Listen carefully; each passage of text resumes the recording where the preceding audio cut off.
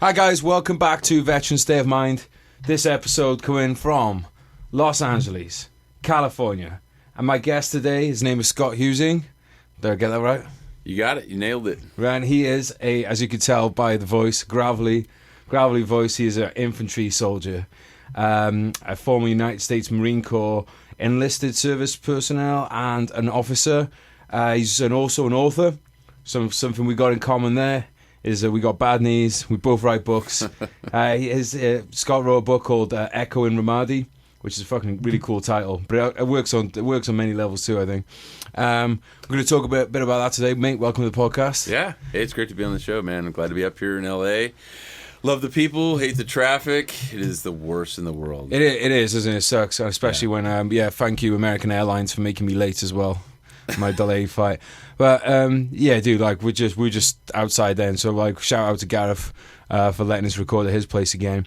The view outside then was just fantastic. Yeah. We're up in the Hollywood Hills, so like North Hollywood. Not bad for a couple of grunts, right? Yeah. We were talking about that before the show, which was cool because being in the infantry and being in the Army and the Marines, you're surrounded by a ton of great people as an active duty service member, and you travel the world in so many countries, and then there was a point where you just kind of reflect back, especially now, and I said to this to you and Gareth, I said, man, I never thought I'd meet so many cool people. Yeah. And he's a music producer, does EDM stuff, and we're in a legit studio. Like if you're not watching this podcast, like you're just listening to it.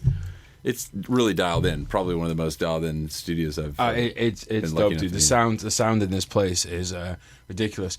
I've been lucky enough to house it a few times here, and the best thing about the studio is not the recording quality; it's the fact that it's a soundproof room, so you can have parties until 6 a.m. The neighbors won't none the wiser. Yeah, it's pretty badass. So, just run us through that kind of your career, because you did a hell of a long time in the service. Yes, 24 years, both enlisted and as an officer, which I'm very proud of. In the Marine Corps, they call that a Mustang. Yep. Like a horse. It's one of my favorite cars. Yeah. One of my favorite people. Well, the horse of a different breed or multiple breeds, but it's a term of endearment. They call us a Mustang officer. And just together. So it's the term Mustang means you've had a couple of horses that are different breeds. So it's because you've combined officer and enlisted. Exactly. All right, cool. I never knew that. That's dope. Yep. That's awesome. Yeah, and so after my first enlistment, I realized the value of a college education, because in high school and primary school, I was just a horrible student, man. I mean, I just didn't study. I had horrible grades.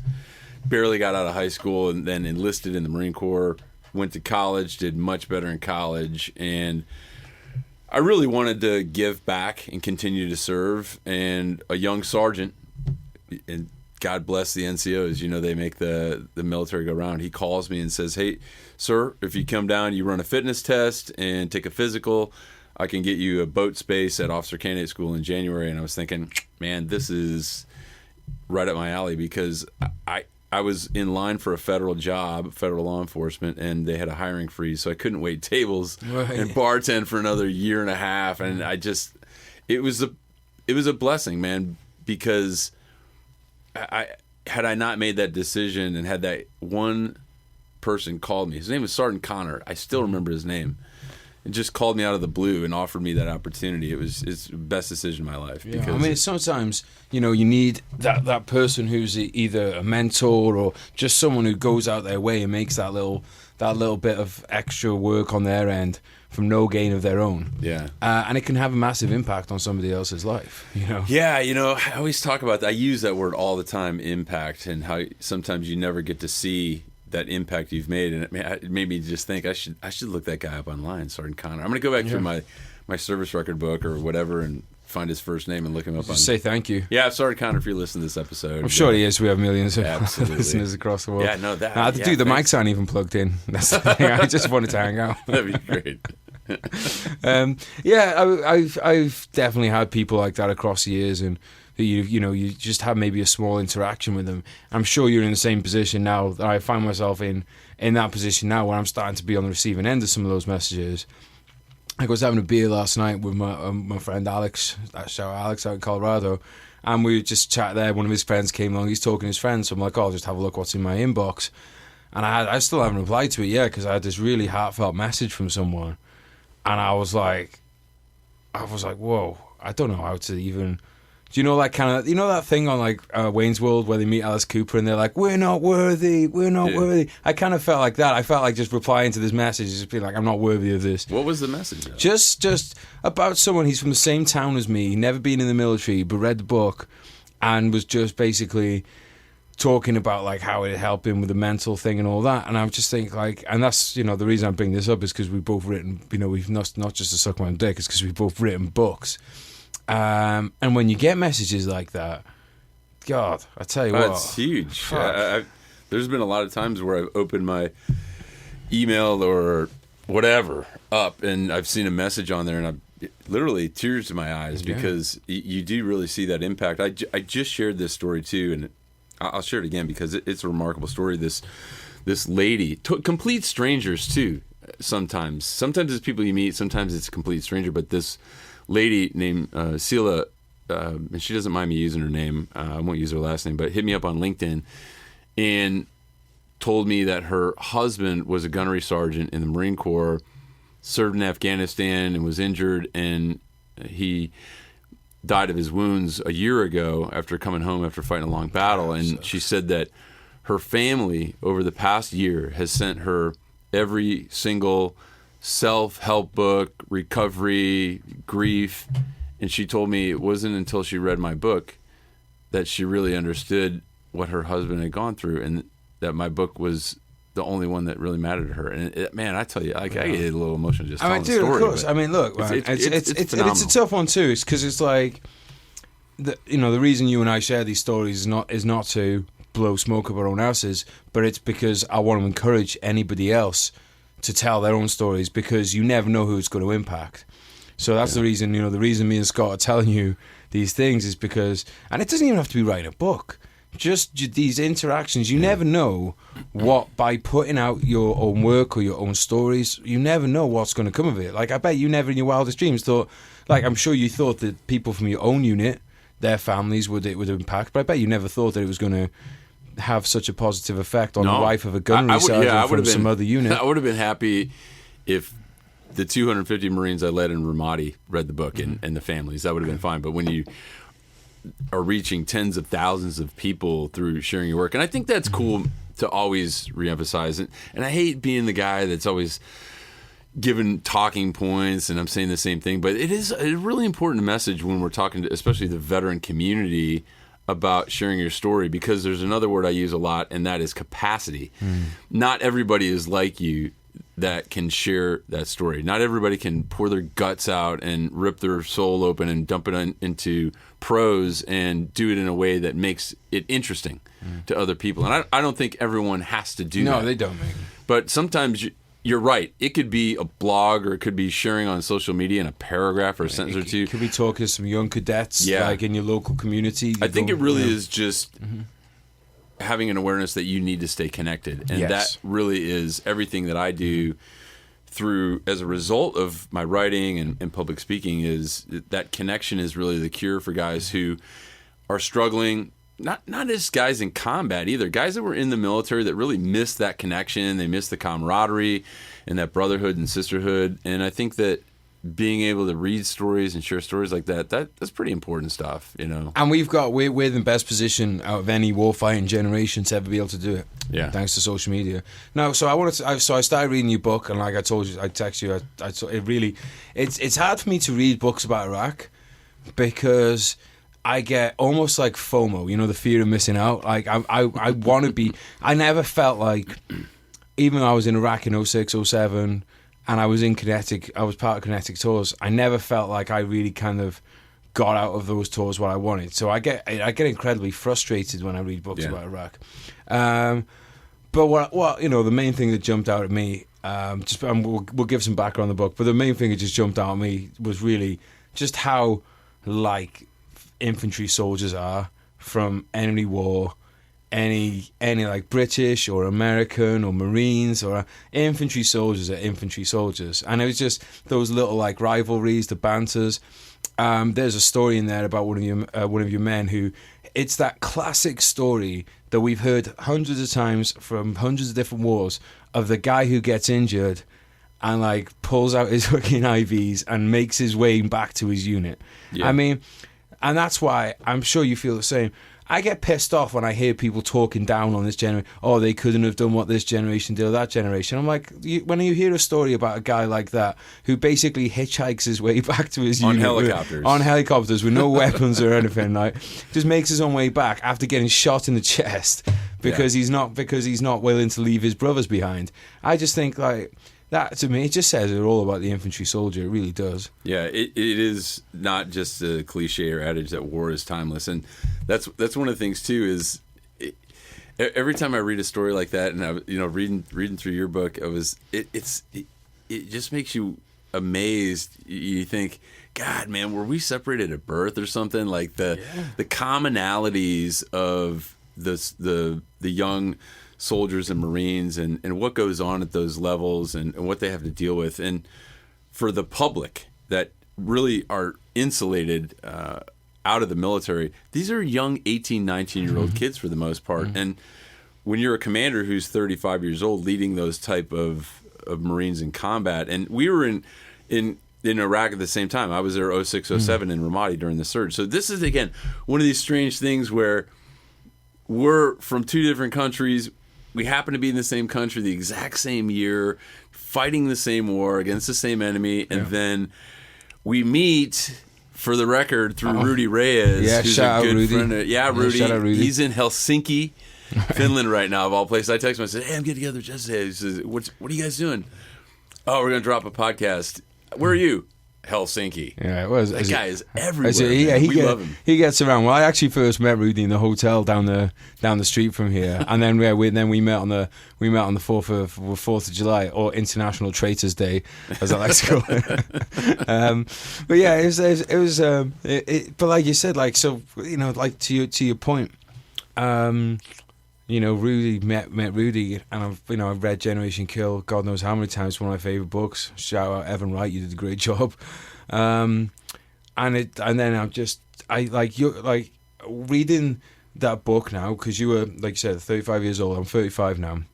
I wrote a book. I need to give you a copy, called No Way. Oh, I did give you a copy, I think. Yeah. No Way Out by Major Adam Jarrett. Absolutely. I believe he was 35 years old when he commanded Easy Company. And I was privileged enough to work on that book with him. And that's another kind of the part of what it makes it quite hard for me to read those books now, because there's the part of me that's always going to be, and you know what it's like, there's that part of me that's always going to question, should you have left or should you have stayed in? I mean, don't get me wrong, mate, the way things have worked out, couldn't have asked for better. But there is always that little voice of, like, if there were still operations in Iraq going in now, I think I'd have to still be... well, they are still in Iraq to a lesser but yeah, degree. but like the surge level that we were at, with brigades on the ground and divisions like that. Yeah. So look, let's talk. Hold on. So do people ask you that question a lot? Do you miss it? Do you miss being in? Yeah, I think to be honest, if anyone listens to me talk for 5 minutes, like they know that I do. I mean, I've written a book about the fucking thing where I go on about how much I miss it. But I think one of the things over the last year I've come up with is that I've accepted that it's okay to miss it, and that just because you miss it doesn't mean that that's necessarily a bad thing or anything that should hold you back. So you can miss it in the same way that, look, I miss my dog from when I was a kid. The dog's never coming back, and war's not coming back either. But it's not going to stop me moving on with other parts of my life. What do you think about those guys though, that it does consume? Like, you can miss it, but it doesn't consume you. But then I think I was one of those guys for a while. You're consumed by. I think I was spending so much of my time questioning, going over every minute detail, which is in a way something that you need to do for a book. Is to go over it. And I think that's why a book, for anyone who's listening as well, you don't need to write a book to get this effect. You can just write anything. It could be on notes, it could be on the back of a fag packet. That's a cigarette packet, by the way. just outlining that one for American listeners. I had an inter-service rivalry joke, but I'm just going to refrain. I'm going to keep it on classy. We're going to keep it classy, San Keep it Diego. classy. But yeah, so I was, I used to spend hours watching combat footage from fucking Chechnya, Syria, all that stuff. I'd be watching all this footage, and then I'd start getting these ideas of, shall I try and join the Peshmerga? I was going through, and I'm sure every combat vet's thought about joining the Peshmerga at some point. I see guys do that too, and a lot of times you've probably realized this as well. Is there's the guys that went into Iraq and Afghanistan during the lulls where there wasn't a lot of heavy fighting, and then they get out and they feel like, I missed my war. I didn't get all that trigger time, or like as if there was something glamorous about killing another human being. Yeah. And they go to these contract services, and they keep doing this until they get that, and they just really get sucked in. And even a lot of the guys that seen heavy combat, they still can't let it go even after they transition out of service. I think a lot of it, mate, is you literally have, when you are at war and you're in combat, you have a physical reaction of these massive adrenaline dumps, which is addictive like a drug. There is an actual physical element to it. Yeah.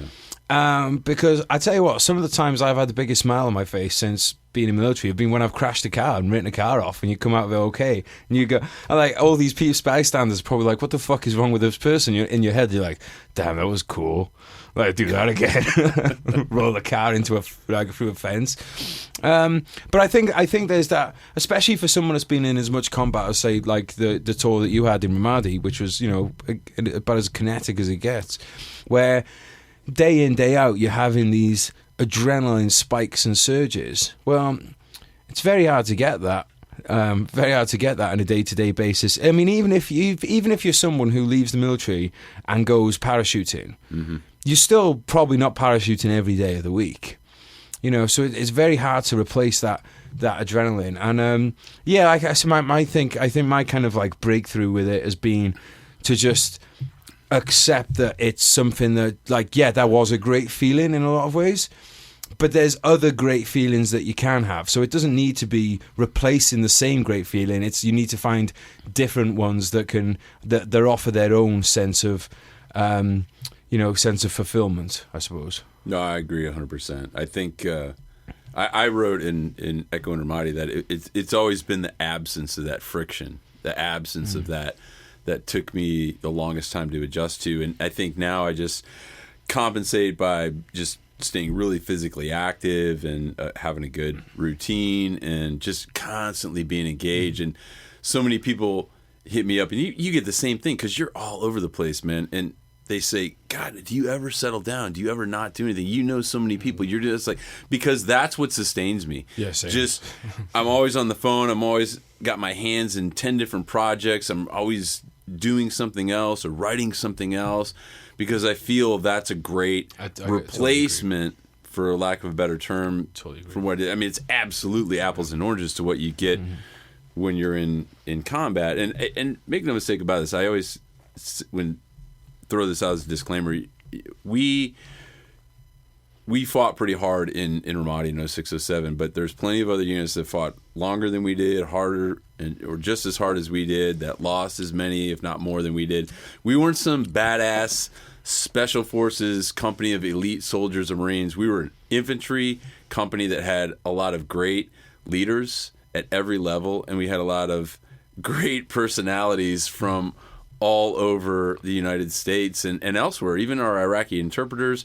There's so many fucking characters, man, that there's so much personality and chemistry. That's what made us great. That's what let us win, and that's what probably kept a lot of guys alive. I really like that story in there, actually, about the Iraqi interpreters, because I think for a lot of people, it's almost like a racist / dehumanizing thing that they do, which includes interpreters as well as the enemy and as well as the civilians. Yeah. And, the story that you had behind those guys, that basically obviously I want you guys to all go out and buy the book, and if you don't do it, then fuck off and find another podcast. Yeah, the story is basically like these guys are, they're looking to get jobs. They just want to do well, as we all do in life, and they decided not to do it because it was too dangerous, because they get so many threats from the militias. But their hand was forced in the end, because what a lot of people don't understand was going on in Iraq was this ethnic cleansing. Basically, neighborhoods. If you were in a sunny neighborhood and you were Shia, then it was get out or die, or if they might not have even given you the choice. And I mean, I've never seen it myself, thank God.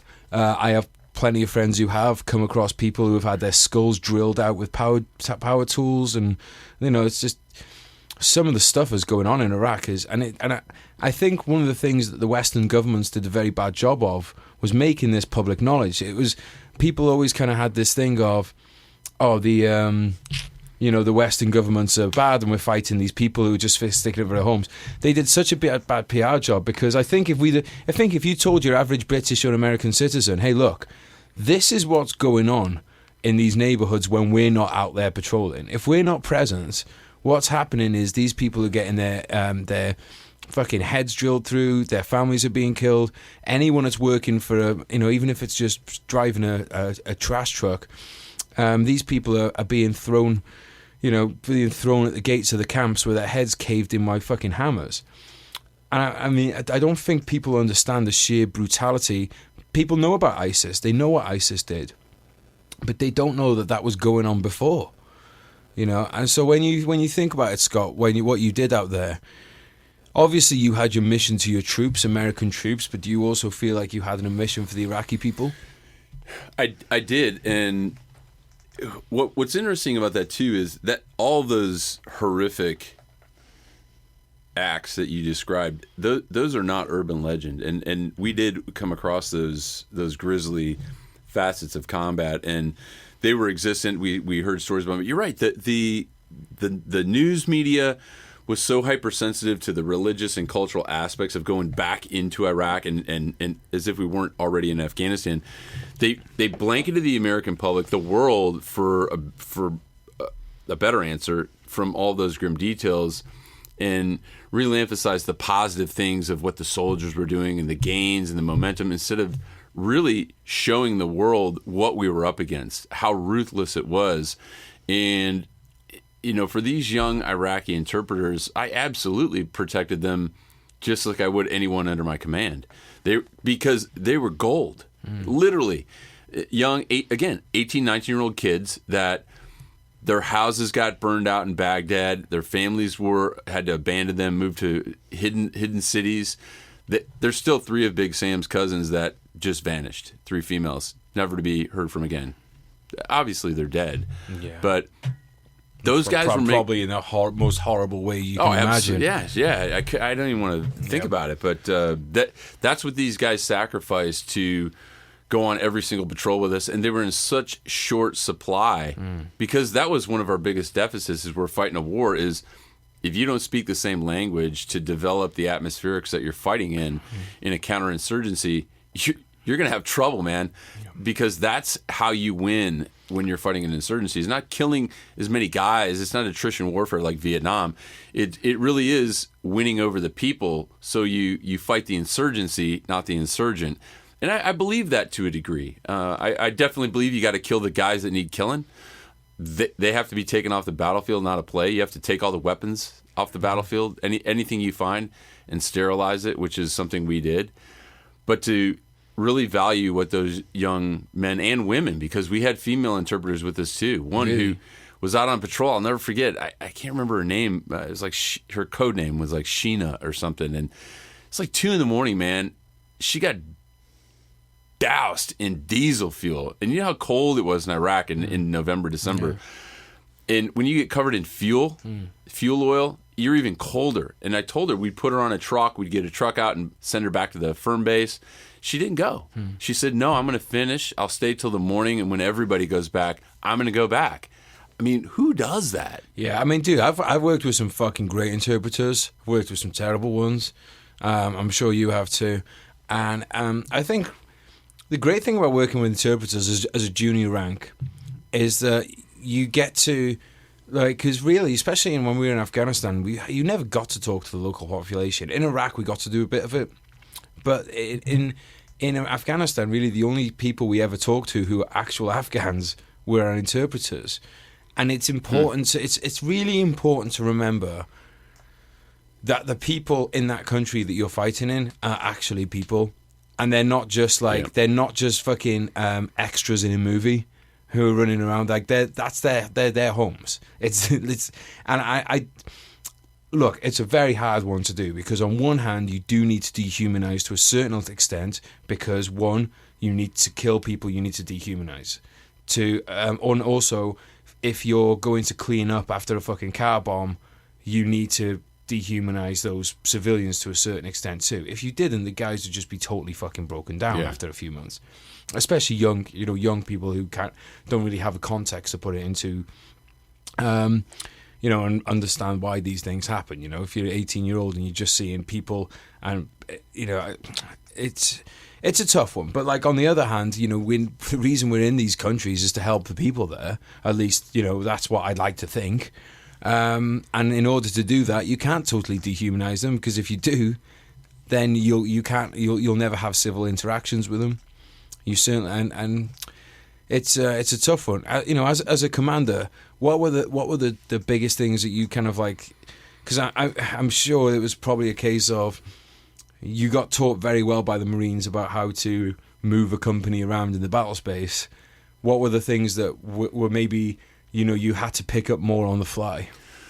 Well, the toughest thing is always ensuring that the young Marine or soldier does what you want them to do when they don't want to do it necessarily in your absence. And to do that, I had to really establish a solid leadership philosophy. And I was never one of those commanders that I had this piece of paper. It was a page-long soliloquy of, under my command, we will do this, and blah, blah, blah. And it's a page long, and they usually stick it on the pisser, and you're reading it while you're taking a leak, which is not how I want people to think of me as their commander. With their dick in their hand. Yeah, with their dick in their hand. I'm like, I don't know, maybe I've been called worse, but I just made it really simple. And I told the Marines from the day I took command is that we will train hard, we will fight, and we will win.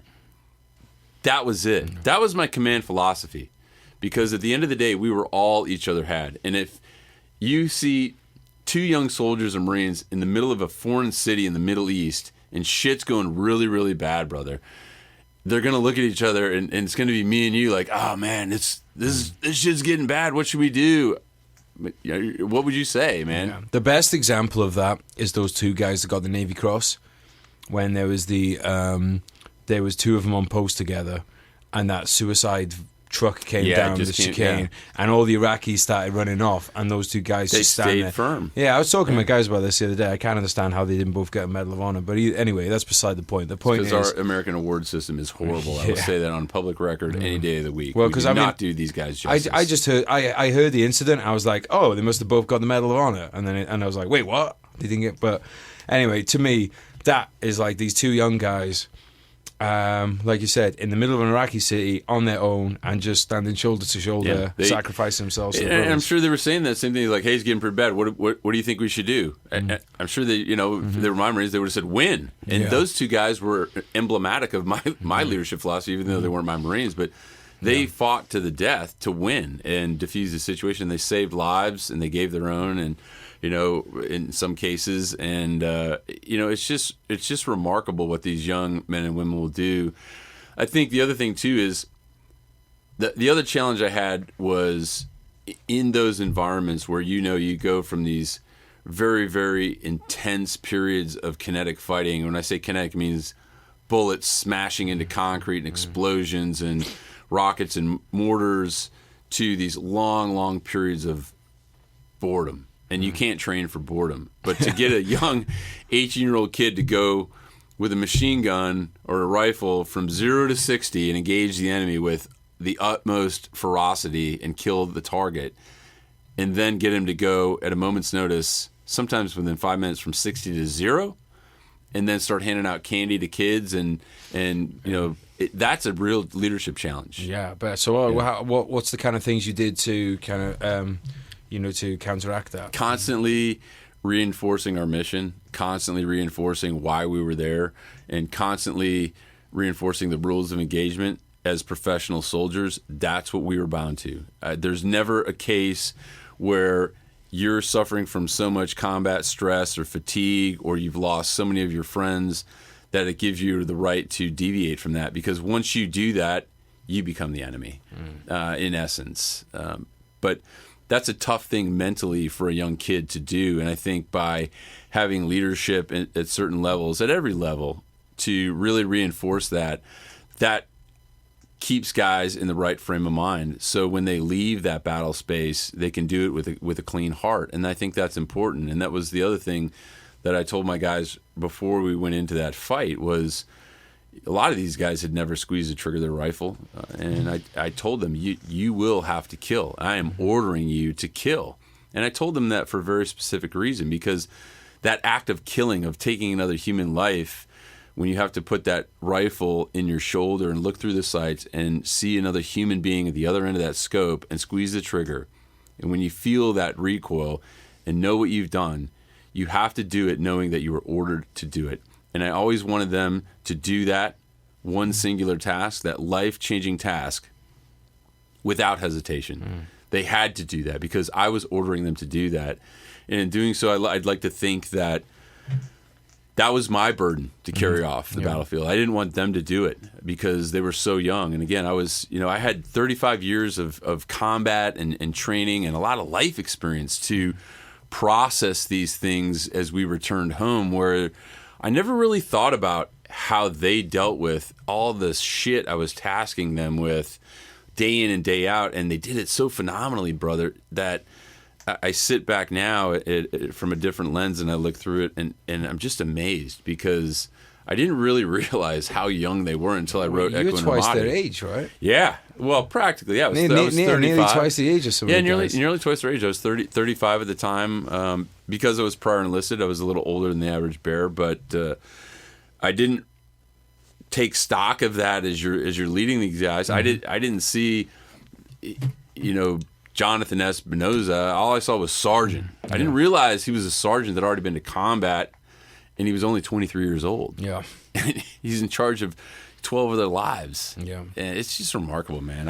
I anyone that volunteers, whether you're in the military or you're a first responder and you're a protector and you put your life on the line, I tell you, I have the utmost respect for those guys, because the public who are so afraid to ask those questions of what we do and who are afraid to tune into this show and really hear the honest truth from guys that are telling it not to embellish or not to get any semblance of gratitude out of it. It's just to inform and share, so people realize these are the people that allow you to do the things you love to do every single day. And without these small pockets of protectors, whether they're cops or security guards or the greatest fighting force in the world, the United States Marine Corps, I'm waiting for you to come back. No, man, I'm not going to argue that. I'm not going to argue. I love the Marines. Yeah, it's just something that I really like sharing that message in certain forums, and I think we need to be reminded of that often, because it shouldn't take smashing a couple of airplanes into buildings to build national pride or patriotism. Unfortunately, though, it is quite often the case when it is almost one of those things. It's like, and this isn't just in relation to the military, just as generally as people. Quite often, you never realize what you've got until it's gone. And that could be, that could be a friendship, that could be security of your nation. And I've talked about this before on the podcast, but I think it's worth going into again. I'm always conflicted with this, because one part of me wants to fucking shake people and say, you don't understand that a 3-hour plane ride, still from the UK to Syria, is like 3 hours on a fucking flight. When you don't understand, 3 hours away, the cities are leveled, people are being sold in slave markets. You have no idea how fucking cushioned you are here. But then the other part of me thinks, well, isn't the reason that you did what you did and your friends did what you did and people continue to do what they do so that these people can be in a bubble. Now, I do think there should be room for a happy medium in there somewhere. But I suppose if my choice was, I've seen some fucking I've seen some videos of things from Syria and stuff, which, fucking hell, shook me up a little bit. Do I want a 16-year-old kid in Wales to have to see that, even a video, let alone in there, or is it better that they're sheltered?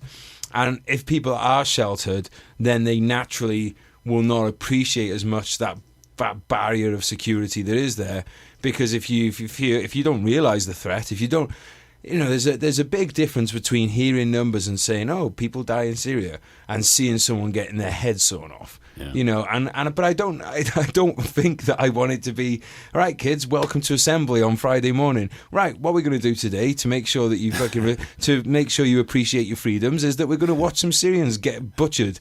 You know what I mean? I don't think I want to go that far. Terrorism Today by Principal Flip Flop. Yeah, that's you're right. That's an interesting perspective, and I would agree with that, and I think that in any country, in any society, that there is just that small segment, again, of protectors, of people who really have something in them that want to help people that can't help themselves. And those are the military heroes and our police officers and firefighters and doctors, all these people that dedicate so much time of their lives. And it's not just time that they dedicate to their profession. It's time they sacrifice away from their families, where some people, they've never spent a night out of the same bed with their spouse. Yeah. And we do it for 6, 9, 10, 14 months in some cases. And it's probably the happiest time of some people's lives. But I think as well, though, I'd be wrong with saying, I've said this in the book, that there is a selfish aspect to it too. Now, as much as I wanted to be the hero, as much as I wanted to be the person who did that, I did believe in that, I still do.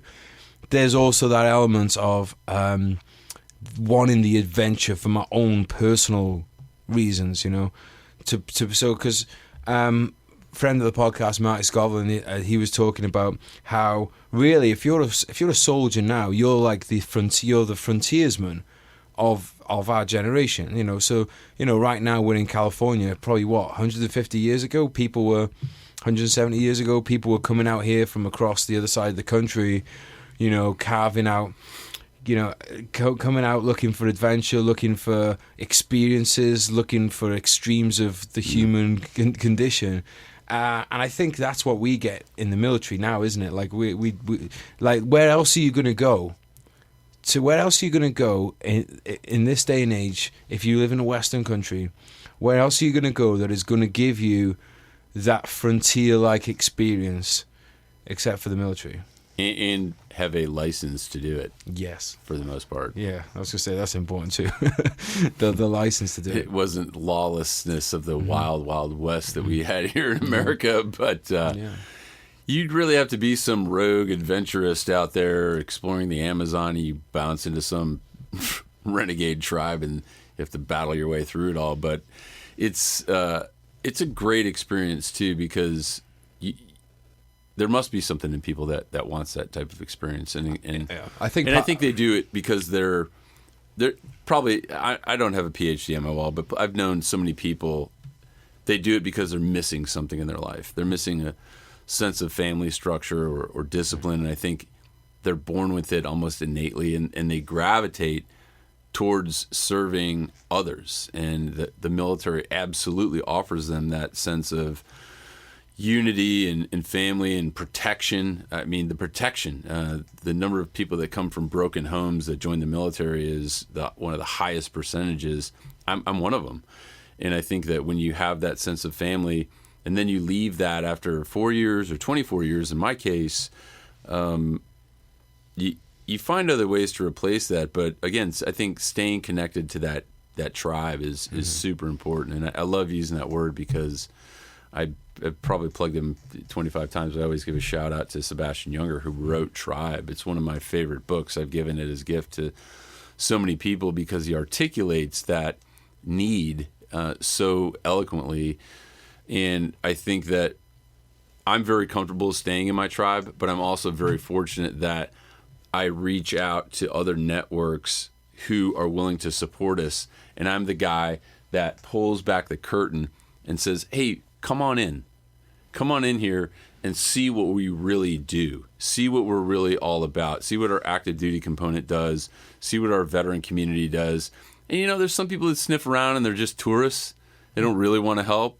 And I cut them out as quickly as they came in. There's tourists, there's leeches too. Yeah, there's like groupies. Yeah, you know, kind of. I've seen it's usually civilians, and I've seen some of them who are definitely in it for their own. They're in it because veterans are the flavor of the month in terms of charities, and I think once the kind of the heat dies down off Iraq and Afghanistan, they'll be dumping the veteran charities and they'll be moving on to other ones. So definitely, I'm not going to say any names on air, but we could talk afterwards. Yeah. But yeah, I think you're right. So let's talk about the charity work that you've been doing then. Yeah, it's a good lead in, brother. Yeah. Is you know, there are a massive amount of charities in the United States. There's over 450,000 veteran nonprofits registered with the Internal Revenue Service. And yeah, that space is cluttered with just mom and pop organizations that are really not doing anything, or they're just doing it for the wrong reasons. They're raising money and they're padding their own bank accounts with it, and they're not really helping veterans. Back in 2015, one of my young Marines, who is a saw gunner named Nick Velez, who owns Bastard's Canteen up in Downey, California, and he's opened another store in Temecula and in Coachella.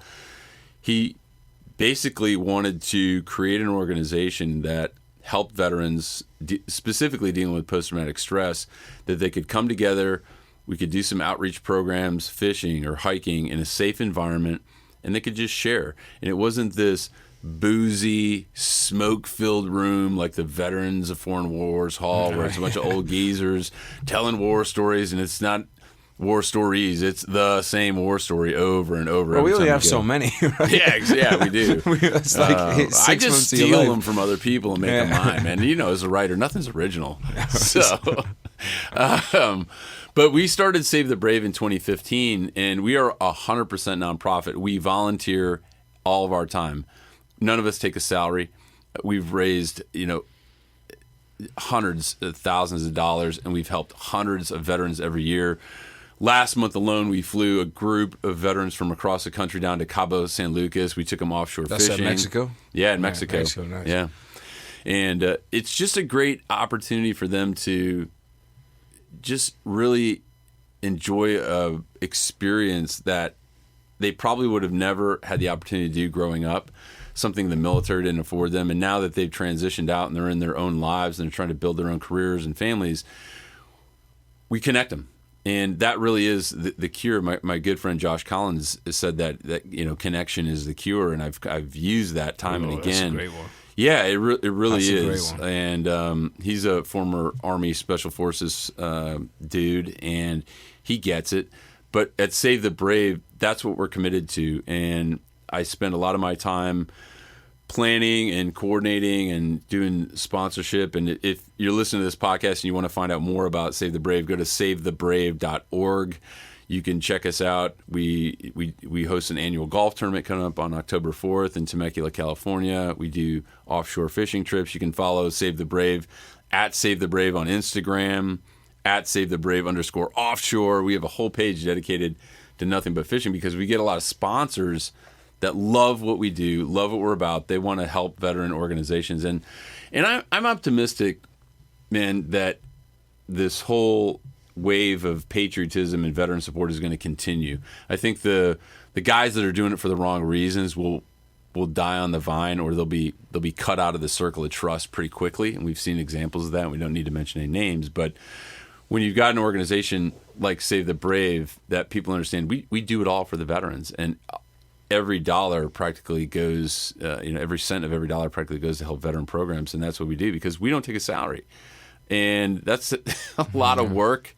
I mean, there's people that make hundreds of thousands of dollars for veteran nonprofits sitting on boards and giving advice, and they're not out there doing it. Yeah. They're not boots on the ground. They're not creating these programs and opportunities. And that's what we just love about this thing, man. And it is really gratifying, too, because again, you don't see it immediately. It's taken some time where we get a phone call or an email, and it's some young warrior. He says, "Man, thank you for taking me out on that trip because I got a job, or I got back with my girlfriend, or my wife let me back in the house, or I bought a dog, or thank you for buying me that dog." It's made a huge difference in my life, and that's important stuff. I think animals really. I think that's something that's really kind of like that's. I love that communication is the connection is the cure.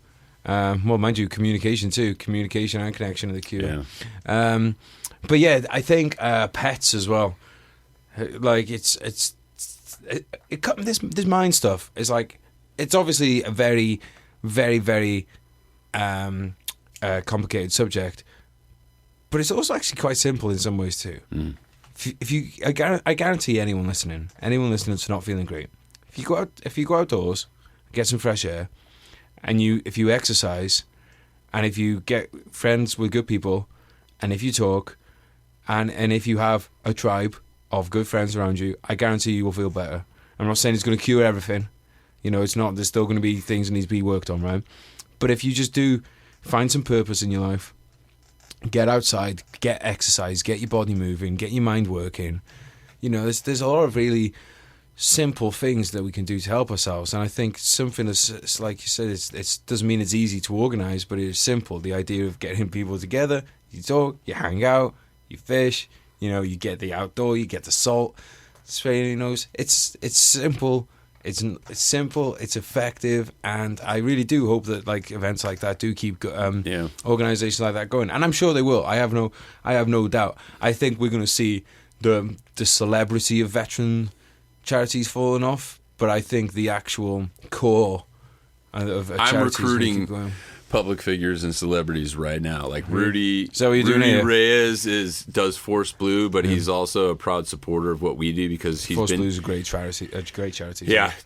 Force Blue is great. But Rudy is a proud supporter of what we do because he's been to our events, he's spoken at our events. We are really, really lucky. A great friend of mine, Jay Moore, actor, comedian. He was Bob Sugar in Jerry Maguire, and he's doing a national comedy tour now. Jay's now a proud supporter and sponsor because he will say it and not take a lot of credit for it, but I've already sent probably 30 or 40 veterans and their families and Gold Star families to his comedy show because Jay gives me free tickets to every single show, every city, nationwide. That's awesome. And he doesn't have to do that. No, he's walking. That's money out of his pocket. Yeah.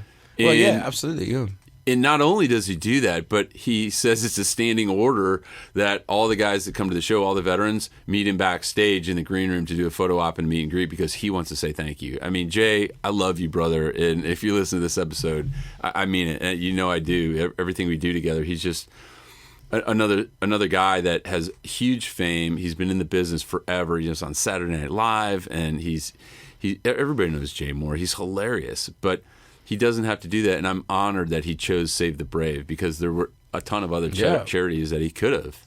So, yeah, I think if you get the right people, and Jay's not the only one, up here in Hollywood where it's easy to pick the flavor of the day to try and make your brand look better, but we've had so much support from guys like Chad Michael Collins. He's the voice of Modern Warfare, and he plays these sniper movies on Sony Entertainment. And he's always coming out and supporting Mark Valley and Pete Koch, actors that they have a busy life.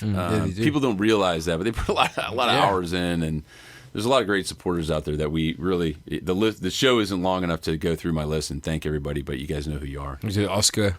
It's like the Oscar thing. It is, yeah. No, mate, there's a lot of fucking... Start playing the music. It's a lot of great fucking people out there. There really is. And a lot of people just don't know where to give of their time or their money because they're very leery of some of these veteran nonprofits because... With good reason in some cases. They've stained the water with misappropriation and misuse of donor funds. And, if you're giving away blankets and having, country icons pitching your charity on Super Bowl commercials and you do the math, celebrity Super Bowl commercial and giving free stuff away, the money's not going to the right place. Right, yeah. You just know it's not.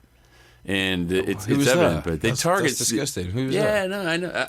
Well, again, I'm not going to mention names. I don't want to get All right, into we'll a go on non-profit war. But we'll go on off air. you know, they target people who are susceptible to that type of marketing and advertisement because they're elderly. They sit at home. They've got money. They don't know what to do with, And they're doing the right thing.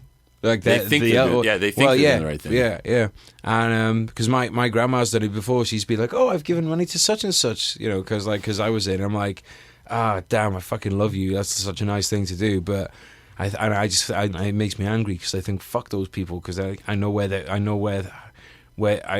know how they operate, and Yeah. But dude, let's finish on a positive, man. Like, Yeah, let's do that. what I want to say is, well, I mean, that was positive apart from my little spiel then about the charity that should remain unnamed. Writing. Do you advocate it in one way, shape, or form to other people? Do you think that it helped you? Was it a cathartic exercise in doing it? Did it help you organize some thoughts? Does it give you peace of mind knowing that it's down on paper? No, I didn't have some catharsis writing Echo In Ramadi. I didn't feel that I had to get this out. I thought it was a very important story about a very important battle, the Second Battle of Ramadi, and I just didn't want those stories to fall under the radar of other significant battles like Fallujah or World War II battles or Vietnam. I didn't want that to just become a footnote in some article somewhere. So I shared that story, and it was about the battle itself, but as you know, reading some of the book, it's more about the people than the fighting and the friction. Absolutely. It's about these amazing characters and the families and our Gold Star families and the Marines and sailors and soldiers that fought and the interpreters and this power of human connection that we all still share to this day. That is really the core message of the book. And there's so many other things that apply, like the leadership and the team building and overcoming adversity through what we did in war and what we deal with now in the tragic aftermath of what war has through veterans taking their own lives and killing themselves. And that's why we started Save the Brave. And we just want to be proactive and stop that. But I didn't finish the book and have this outpouring of emotion. I did have that moment, and you know this as a guy that writes books, when you write that last paragraph, that last sentence, and you just, I mean, it was like a light came on. I was like, I immediately called my freelance editor and I said, Sylvia, I just finished the book. Yeah. It's an achievement in the sense of when you get to the top of a big ass mountain or something like that, you know you've worked hard to get there. So there's a relief. Writing a book is fucking hard. Yeah, people ask the question all the time, how long did it take you to write a book? I mean, you cranked through some quickly. For me, I tell people it took me 10 years to write this book because had I written it when I came back, the stories wouldn't have been the same. Of course, the processing. You need to sit on them. But soup to nuts, a year. I think I was locked in my studio doing the research and 100 interviews. Well, yeah, because you've got a lot of detail in there. Yeah. Right, people listening. Buy the book. It is available Amazon. On Amazon. It's in Kindle, Audible, hardcover, and this October it comes out in paperback for the first time. Fantastic. I think oh shit! There's the alarm. I think we go into our third or fourth printing, and you can find me on Instagram at Echo In Ramadi. Follow me. You can see all the cool photos we do with traveling around and meeting guys in our community. It's just it's a good time, man. But I'm very grateful for all the support we've had, and to really make the connection and get those emails from those families is way more important to me than being a best-selling author. Those are the best. Yeah, absolutely, dude. I totally agree with you. And I'm grateful for you coming down, mate. I'm grateful for you. Or coming up, I should say, as we are in Hollywood right now, and you're down in Temecula. It's been fucking great. I want to do this again when we get back, mate. I'm going to be back here in a few months. I'd love to chat more and dive into this. Guys, thank you so much for listening. You can find me at GRJ Books, at Veteran State of Mind, at vsonpodcast.com. Check out the video. Check out the book. Make sure you pick it up. Echo In Ramadi. Guys, thank you so much. Cheers for listening. Love you all. Goodbye.